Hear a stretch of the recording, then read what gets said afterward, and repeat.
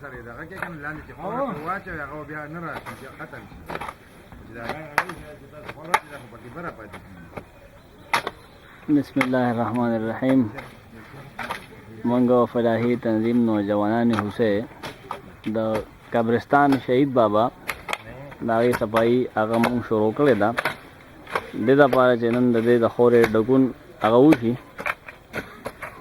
د مخ کې صفائی نه وروسته بیا دا غیا او دا چرخي دومره اوږدې شوي دي چې دې کې خور اچول هغه ممکن نه دي.